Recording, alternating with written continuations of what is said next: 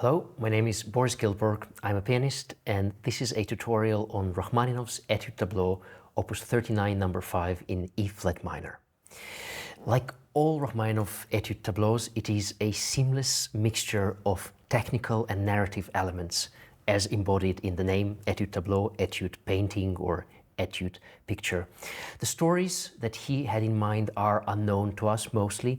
It is up to us to come up with an imaginative story, and in the end it doesn't matter what story we imagine as long as there's a strong sense of narrative going on. My own imagination paints here a landscape, a grey leaden sea, stormy, with sheer cliffs rising from it.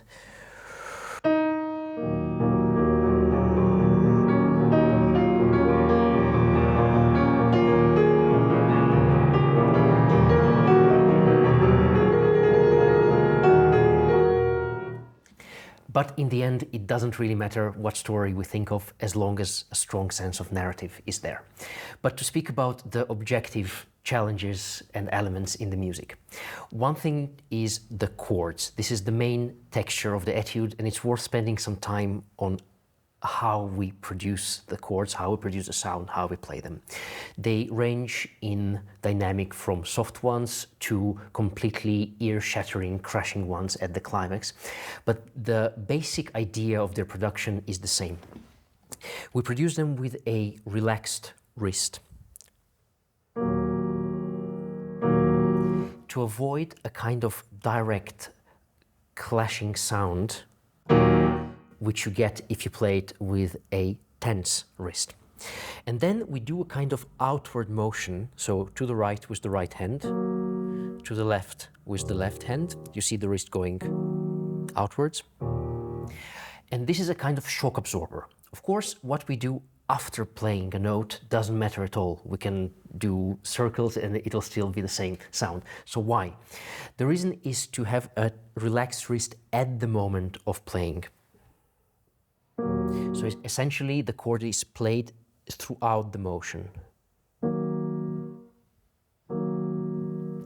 Then how do we get the louder dynamics? By employing more and more of the arm. So this is just the wrist. If you want a bit louder, you can play it with the elbow involved as well. Even louder with the shoulder. And the loudest of all, with your entire body leaning into the keyboard, while still always maintaining this rounded sound. Counterintuitively, the rounder the sound is, the louder it will sound to the audience, whereas the direct flat sound sounds strangled and therefore less loud. We need to judge the dynamics very precisely. He has 5 big climaxes, and each one of them needs to be positioned precisely in our ears so that we perceive each one as slightly louder than the previous one. Therefore, it means do not play our loudest already in bar 7 when the first climax appears, or bar 8, and not to play our loudest in bar 22 when the second climax appears, but to always leave a little bit of space for the upper dynamics. And it also means that when we start, even though he writes forte, we need to think how we produce this forte. Is it real forte or an imaginary forte, which is just for the melody? Whereas the chords are actually played much softer. This separation of voices will achieve 2 things. First of all, it will help us this gradation of dynamics, that we start at a place which allows us a lot of build-up in the future, but also it will make sure that our attention is firmly on the melody. Because imagine what happens if we play both with the same dynamic. The chords completely obliterate the melodic note. What we want it to float above the accompaniment.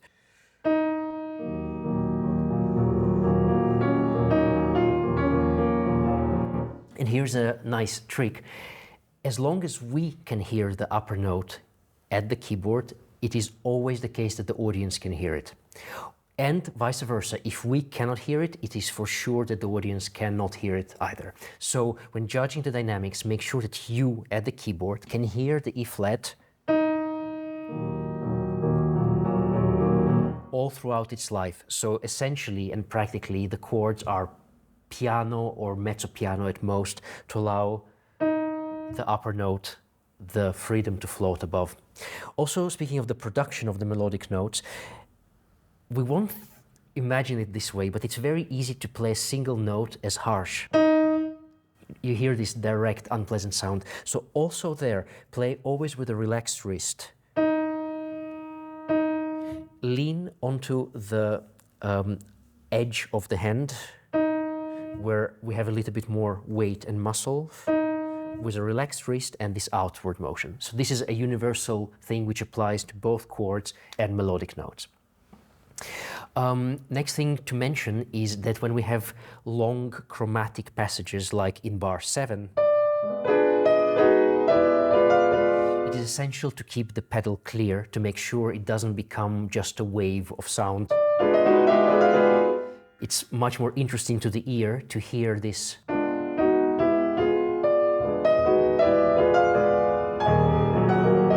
So again, make sure that you at the keyboard can hear every chromatic passage clearly. This will ensure that the audience can hear it as well.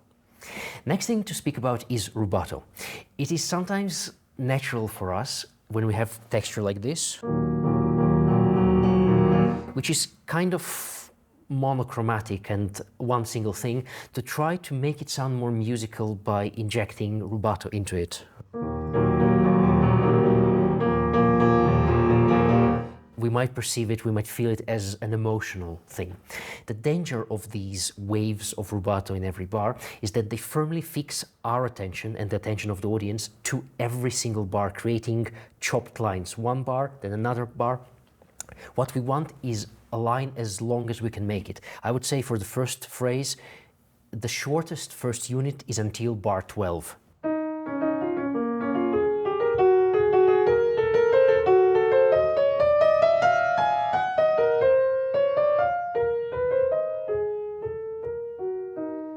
This is such a Rachmaninoff thing to do, very long build-up, big climax, and then the natural decay or descent of sound in the end. So this should be one unit.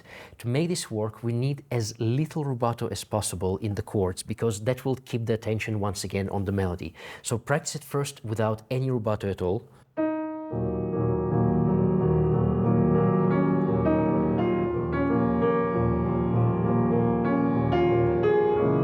It might sound boring at first, but what it does, it keeps our attention on the melody, which means the chords are not perceived as a little whirlwind on its own. And then when you inject rubato, think of the rubato for the melody rather than for the accompaniment. So for example, you might want to stretch this like a proclamation, or you might not, it's a personal thing. But here in bar 4, when Rachmaninoff puts tenuto marks on every note, that could be a good space for a bit of stretching. Also this trill, we might want not to rush it, but to make it more singing. And definitely before the climax crashes. This natural broadening just before the downbeat of the climax. Make sure we have this sense of anticipation and then the release when the climax comes.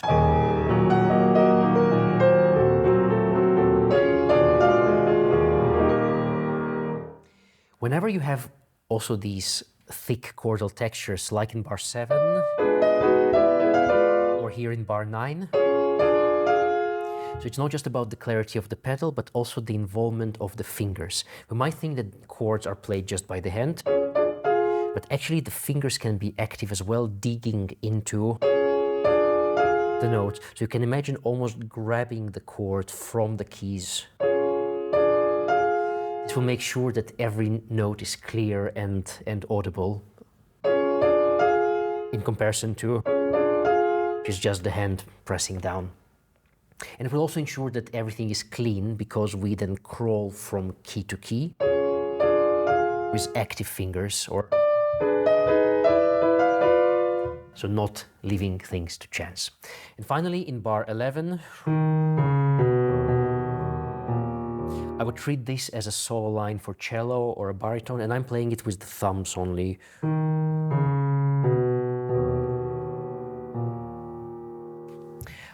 You might say, but this is not legato. The legato will be created with the pedal, the continuity of sound in our ears, and because this is the heaviest part of the hand, this will give the juiciest, most full-bodied sound.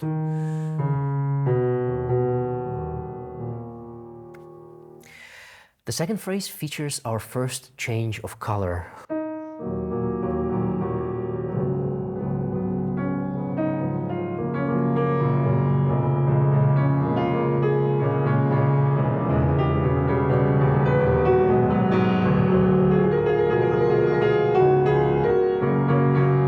Do not let this pass by as if nothing happens. Lean into these colors. Make sure that you show them the love they deserve, and this is also how it will be perceived by the audience. So take a bit of time if you feel this is needed. Here, for example, these two octaves can be speaking. Both of them like a kind of declamatory element. And then when we get to the next bit of build-up in bar 18,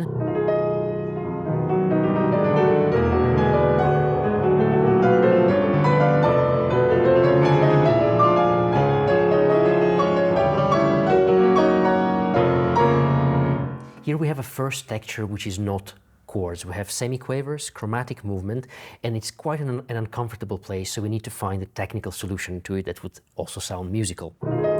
So my suggestion is to stay as close to the key as long as the motion is chromatic. And then as soon as you need to move your hand, don't rush to the next bit. You have quite a bit of time to move your hand to the next chord.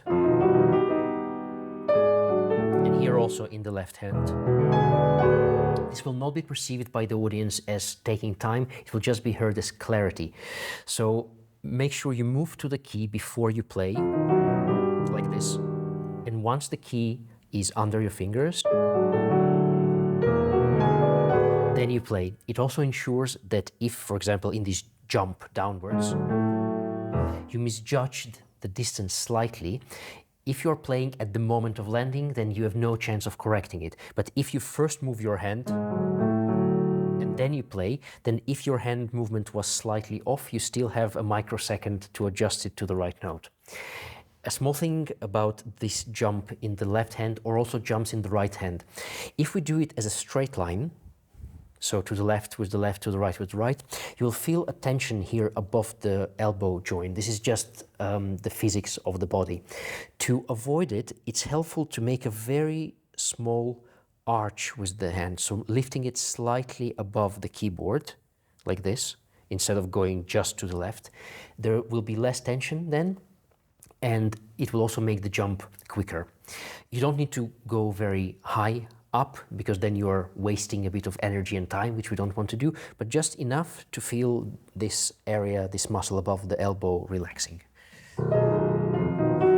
So the movement here and here, and again with the right hand. So the same idea, you first move the hand to the octave and then you play. Then in bar 21 we have the final build-up before our second climax.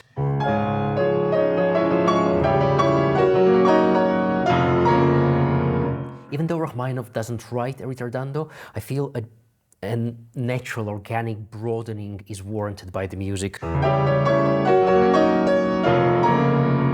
Just let it happen naturally, you don't need to add more than this. And then with your entire body, lean into the Vorschlag. So this outward motion of the relaxation now comes from the upper part of the shoulder. So everything is relaxed like a noodle essentially, and the power comes from the shoulder blades. See, this is all very soft. Just by leaning into the keyboard, you channel the entire power of your body into these chords.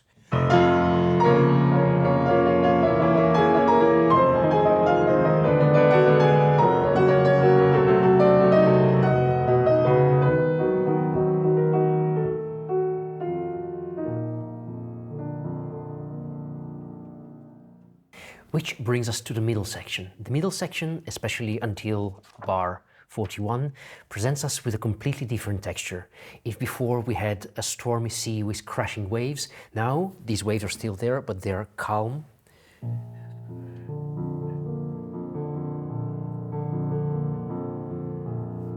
And they already have an inbuilt rubato in them. He stops on the last note of every note. It's written out as longer, which also means we don't need to add any more rubato to this. So we don't need to, again, make some hastenings or slowings down. We could play it quite steadily.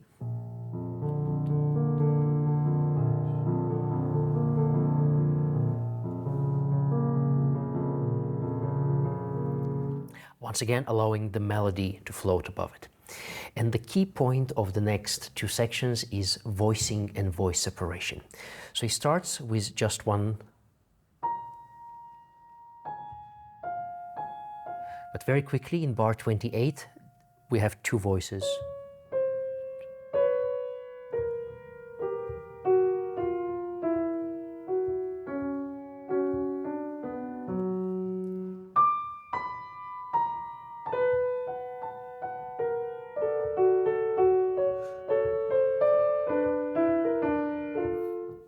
For me, neither of them is more important or interesting than the other. So I would try to maintain always parity of dynamic between the two. What practically means that the lower voice needs to be a little bit louder than the upper. The reason is that we naturally hear the upper voice more clearly. Our ears are drawn to it. So if we play them exactly the same, we will still hear the upper voice a little bit more. So to make them sound the same, we need actually to give a little bit more weight and sound to the bottom. So use a lot of thumb and the weight of your hand. So I'm playing the lower voice maybe twice as loud as the upper, but they sound almost the same. Now I played them the same and the upper voice sounded a lot louder.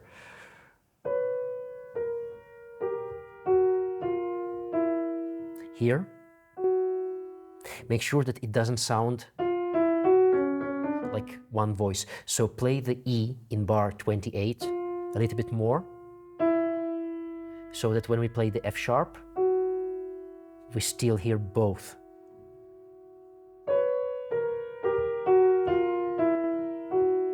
Like this. And then going into the fourth. Pay attention to the difference in dynamic in bar 26, which is piano, and 29, which is mezzo forte. Piano and mezzo forte is not just a question of how many steps between them, they're a completely different sonic world. Piano can be intimate, piano can be personal. The mezzo forte implies a kind of projection. And of course, all of this in relation to the dynamic of the left hand. So the left hand maybe needs to be pianissimo, if not triple piano.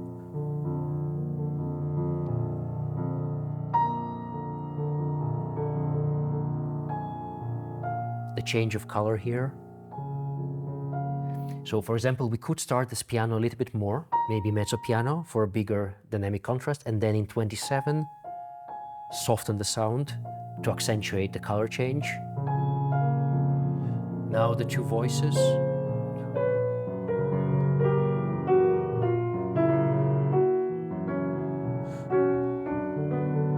And a bit more.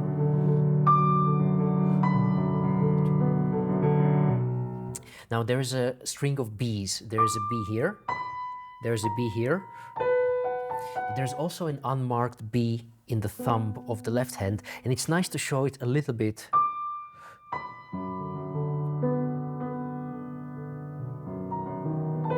Because then we have not just two, but three octaves of these Bs, so three different voices, three textures. I find this kind of layering quite magical.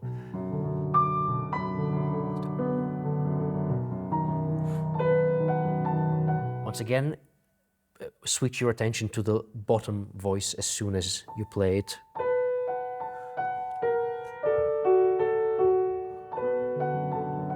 In those triplets, again, avoid too much rubato because the rubato is already built into the hemiola of the rhythm.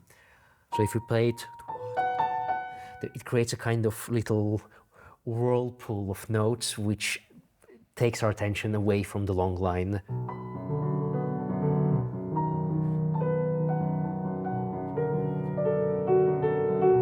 Now both.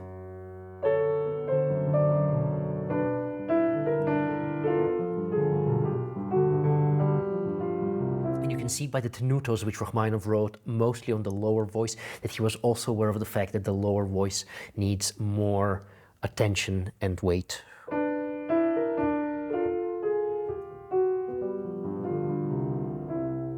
Now the most magical section of all. Here the layering is just out of this world. So we have the left hand waves, but now the left hand also has a tenor which is melodic.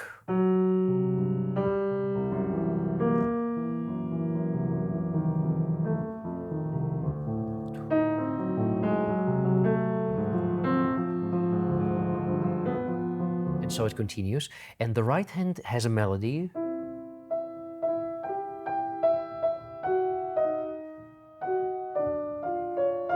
But also has an inner voice line, a bit like bells.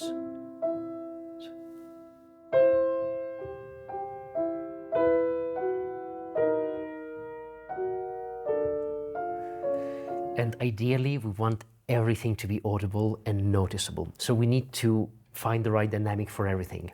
My suggestion would be to take the tenor as our leading voice, just because of the way it appears. So if we present this texture to the audience, so they can hear the upper voice in any case, and they expect this to continue, but now in the middle of bar 33, a surprise will happen.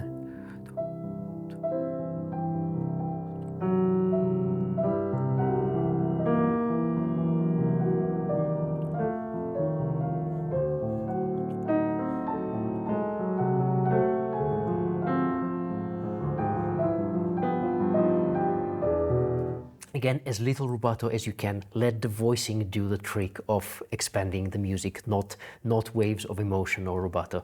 And especially because the voicing is so complex, anything which we do to take attention from it is not helping the music or us.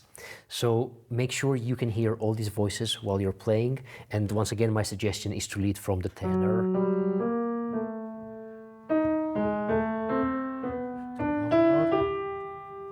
Note also that bars 35, 36 have no crescendo. It is very natural for us because we had this one. And now a different step up. So we feel this step up requires a bit more sound, but he really insisted on putting the crescendo only in bar 37, which implies no crescendo in bar 35. So there is an inner buildup of tension because we moved one tone up, but don't add to this with an extra crescendo. So keep the same magical soft sound.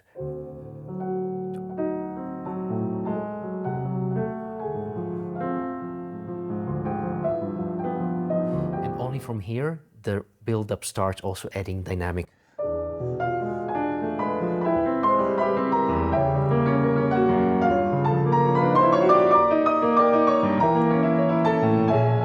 Rachmaninow does another trick. The first bars are units of 2. We have 33, 34 is one step. 35, 36 is one step up. Now the next two bars are longer bars. They're 1.5 bar in length, but it's shorter than the 2 bars before. And then starting from bar 39, the units become more and more compressed. So we have now half bars.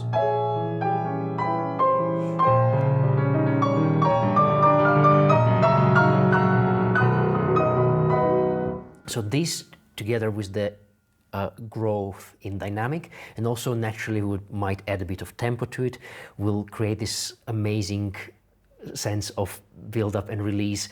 Once again, the waves, the climaxes that we had already in the exposition, here presented with a very different texture. Think of all of this from bar 33 until bar 41, once again, as one very long line. And then from bar 41, we have a kind of climax. An unusual harmony, B major, we're not really expecting it. And now we begin another build-up, which will lead us to the reprise via a certain path. So here voicing once again is important and the textures are tricky. So what do we have? We have the upper voice.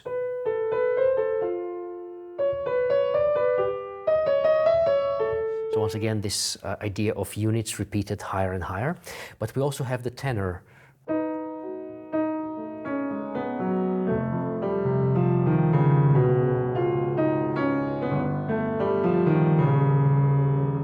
And because it is longer lines and because they're clashing, once again, it's nice to have both of them sounding basically the same in volume.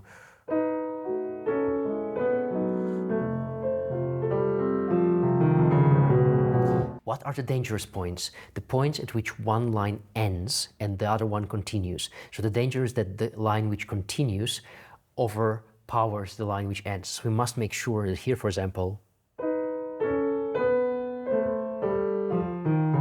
this does not happen. What happened now? This disappeared.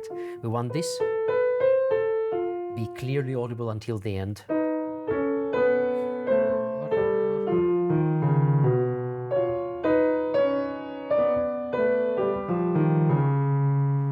And the second dangerous thing is this broken chord.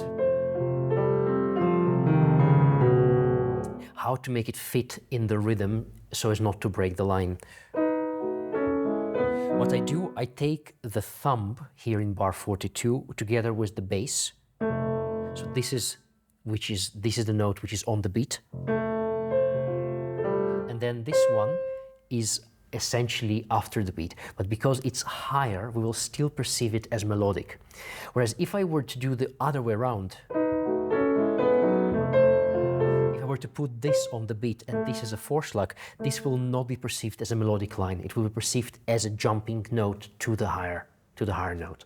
So once again, this on the beat and this after.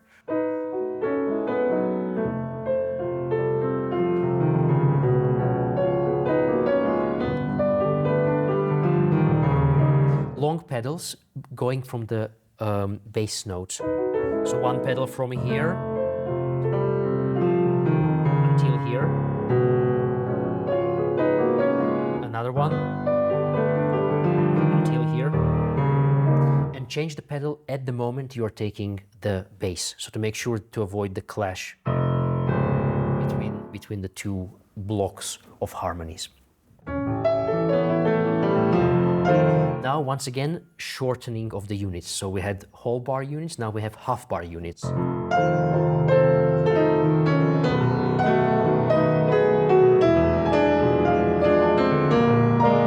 As I mentioned, the dangerous moment is when one line ends. So here, it is this.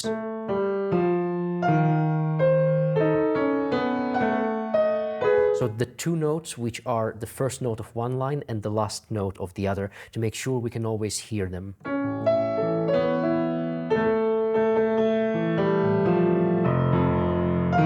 So both the E flat and the F.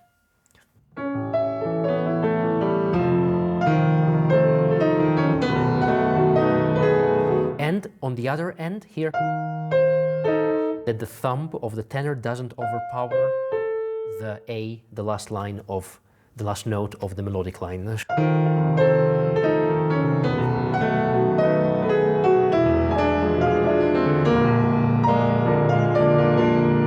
Now they're not together for the first time.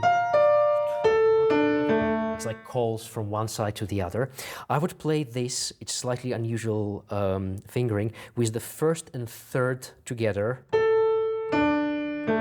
A very relaxed wrist and a very strong motion with the wrist upwards.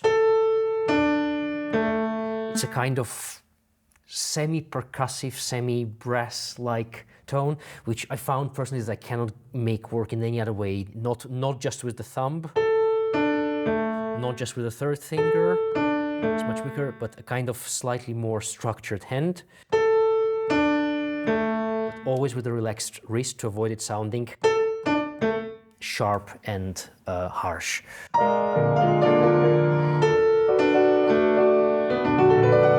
pedal from the bass and take as much time as you need for this. It's 2 chords. So move your hand from one position to the other, here, and then play. You have plenty of time to do that. It's better than to play this as one wave of sound with lack of clarity.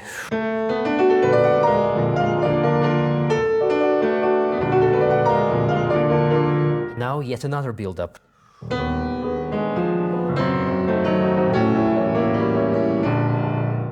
We want to avoid this note sounding like a melodic note, so it is repeated. But we want it to sound like this, which is our main motive. The only way to make it work, which I found, is almost not to play the note in the left-hand thumb. So I played, but barely. So it's like, it's there, but as long as you play it, anything beyond that in terms of dynamic, it will immediately sound like, which is not what we want.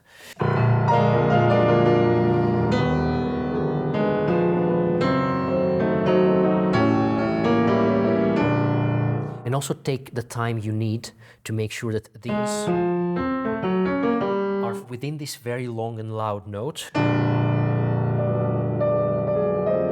We begin a build-up. To avoid this long note overpowering the upper voice needs to be quite a bit more than piano, because if I were to play it piano, you just cannot hear anything, so it has to be mezzo piano, if not mezzo forte.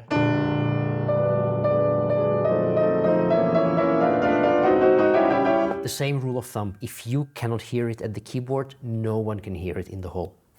And on these chords, the same shock-absorbing motion we discussed previously on each one of them. Of course, when it's softer, the motion is smaller in radius, but the louder it gets, the broader the radius. Here on the loudest chords, the shock-absorbing motion is at its widest. And here we are in the reprise. The reprise is on one hand basically the same material we had before, is the same melody, but he switches the voices round. So now the melody is in the tenor.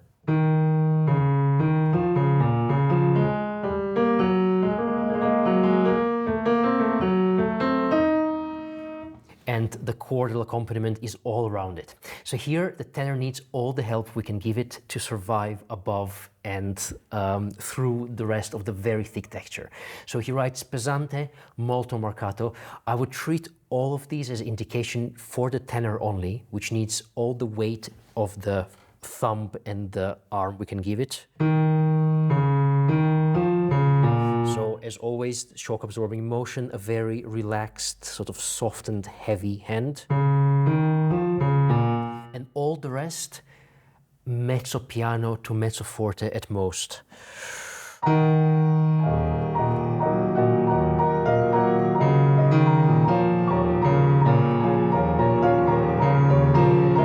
If I give it even more sound,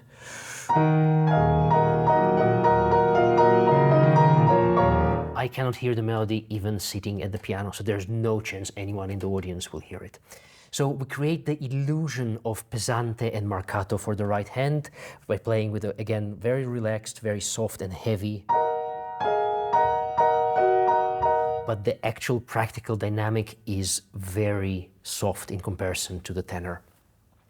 Bar 56, this trill. Make sure that the last note of the trill is also melodic.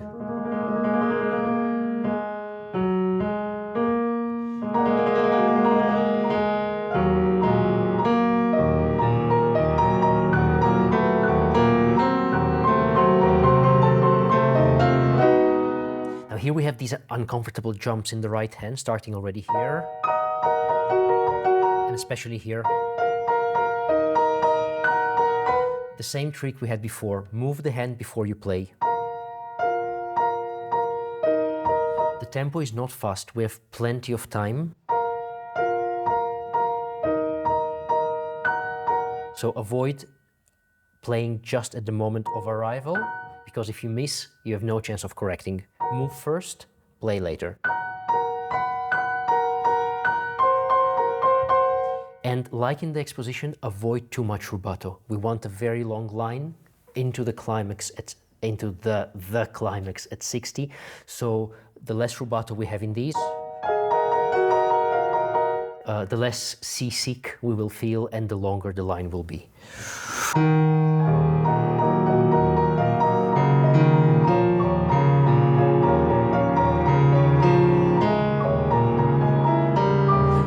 So for example, here the bit of rubato which I did just now was for the melody. I wanted a bit of time before the upper note, which you may want or not, but in any case it was led by the melody, and that's a good rubato in these long phrases, not rubato which is led from the chords. And then bar 58, 59, our final build-up and final huge climax.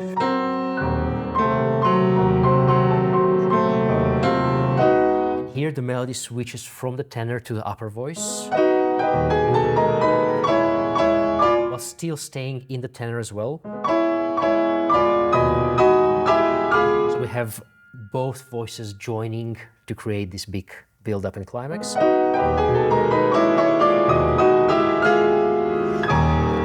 And here's finally the moment for which the entire build-up of the entire etude was created. All these little and big climaxes that we had before, the waves, the releases, it was all meant to lead us to this point. Rachmaninow always treated the biggest climax of the piece as, he called it the point, and for him, if that point was not achieved, then the performance was not successful, no matter what happened before or after. So here's the point where we don't need to hold anything back and we should throw ourselves fully into the keyboard, avoiding harsh sound like before by very soft hands and using the power of the shoulder blades. So leaning into the keyboard, and when you're practicing at home, practice slowly with a big shock absorbing motion after every chord. And to make sure the sound is really big, give every chord while you're practicing the full weight of the body. Here, this is the place.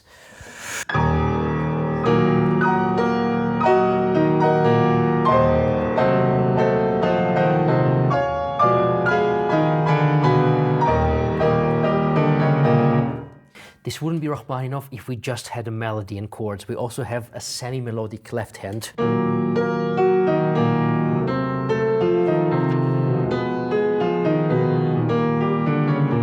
Luckily, against this semi-melodic left hand, we have almost nothing in the right hand. We have just chords. These can be voiced to be softer. So then we will have, at the highest level, the melody. At the second level, these little waves in the left hand.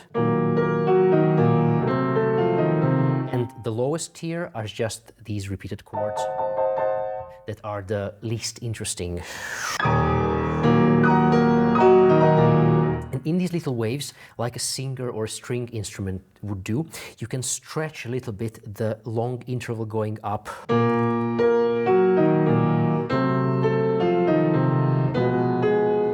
It's easy for us to move the hand, relatively easy, but if you try to sing this line, you will immediately feel that this jump of an octave here, or of a sixth here, is something which requires real effort, and it's a source of tension, and it's beautiful musically if we play it as if there's resistance. So it's not just,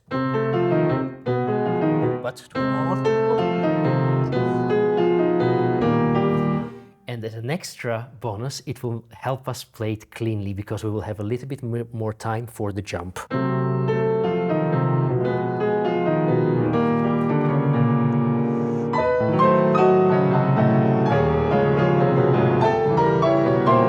Now the final collapse, it's like everything which happened before. If you imagine this huge tsunami is crashing down to earth.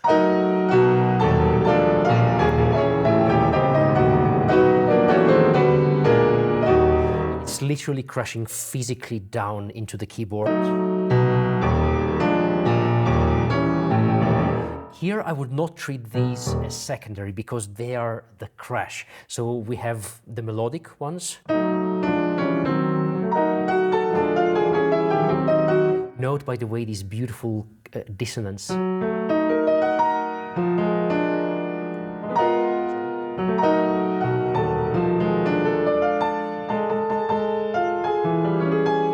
It's so harsh, so painful.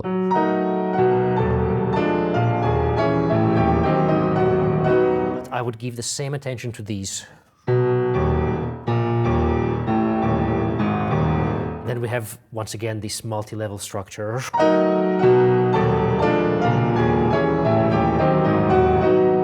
You could almost imagine them in groups, not 1, 2, 3, 1, 2, 3, but something, and then this 1, 2, 3, 1, 2, 3, 1, 2, 3, like a protracted upbeat to the chord.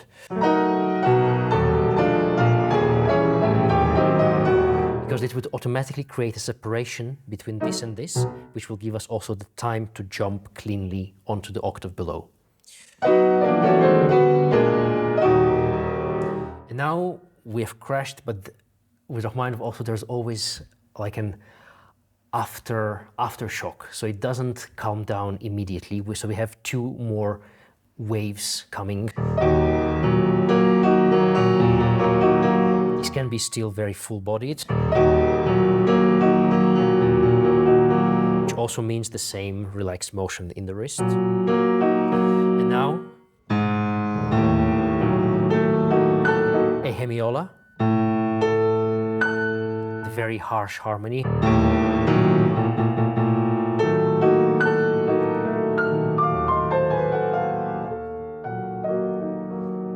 So we can go quite quickly upwards, as if he's bursting from the depths, and then take time on the descent. The descent can be much more gentle, more melodic, but this is still very dramatic and proclamatory.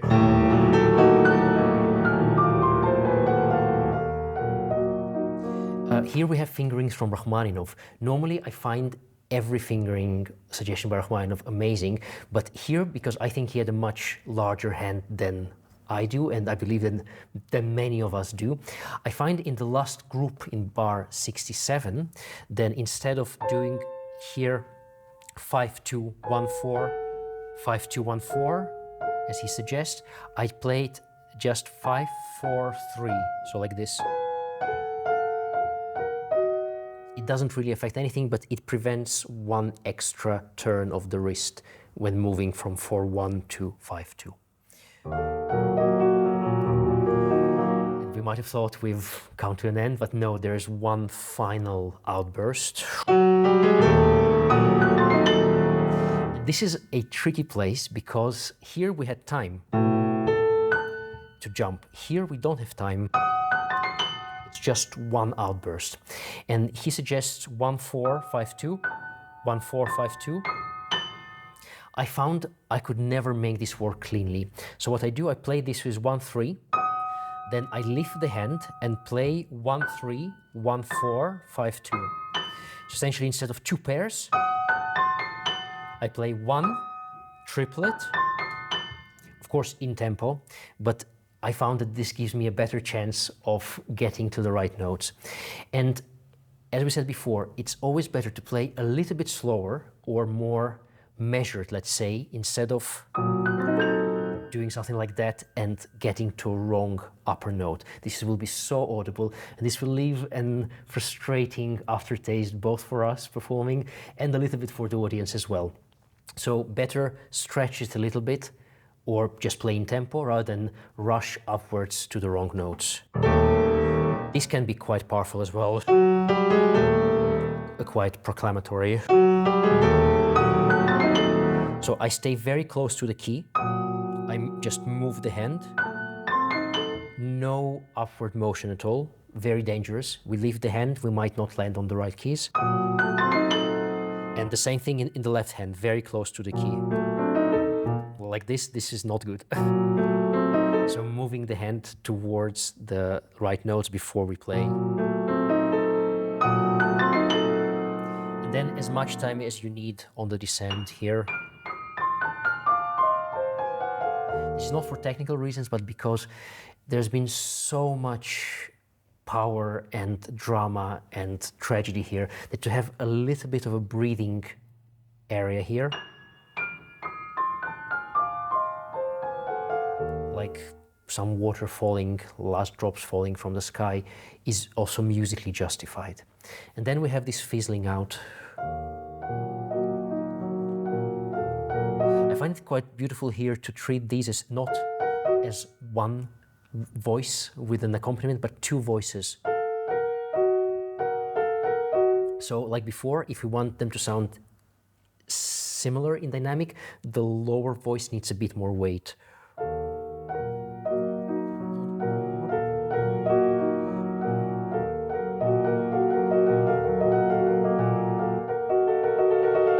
And here we see that he really meant it as two voices because nothing is left apart from these two.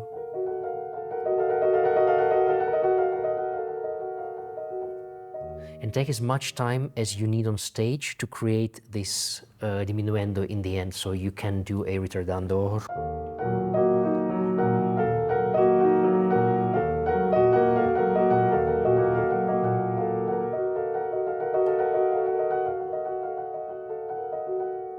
You can almost lose clarity at the very end, just become a kind of murmur.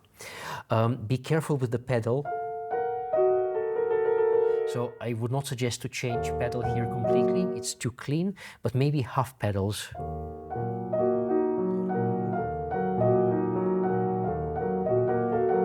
And use your ear as a guide. If it sounds very clouded on stage, probably a semi-change of pedal is advised. And then the clouds part, and we have some kind of last light, starlight, moonlight appearing above the finally calm waters.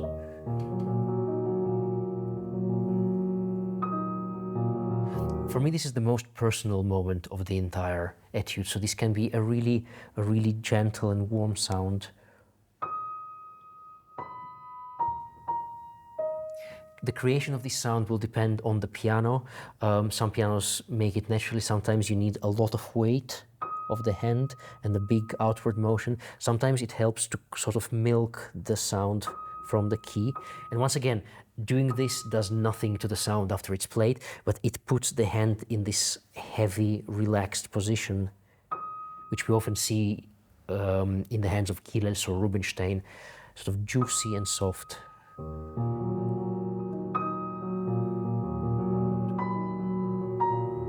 The change to major. And once again, the split into two voices. And this oscillation between major and minor is the texture of this last page. So we're never quite sure how he's going to end it.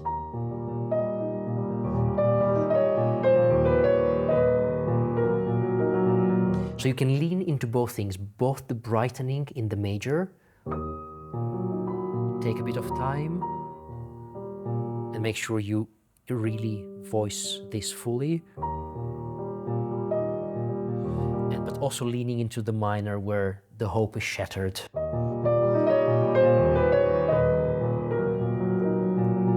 Now it's three voices, so we have a duet here, and still with the bell.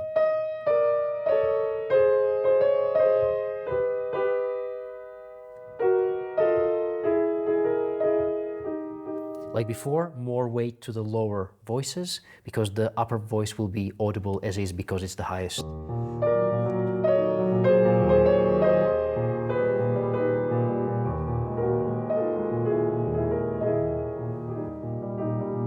But avoid too much rubato. This is all one line, at least from 73 until where we arrive now, 77. And then kind of afterward. Still harsh. Uncertainty, will it go badly?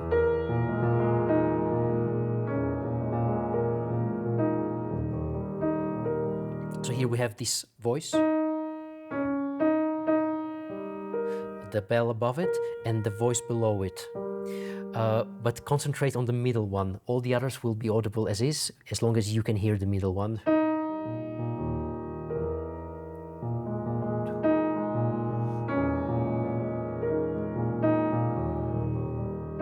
So I'm playing this really softly, and then this much louder, and then going to minor again. So this needs weight.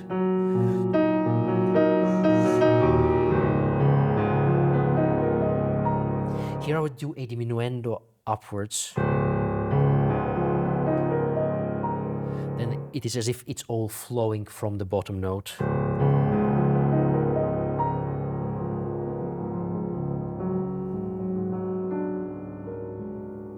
And the final resolution. You can take a lot of time on this, because this is the final word where we are reassured that it's going to end well.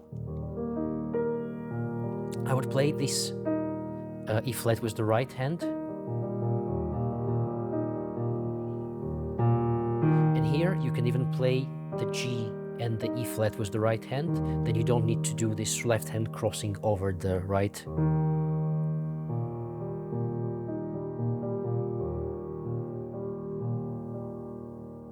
And the very last notes can be a little bit melodic.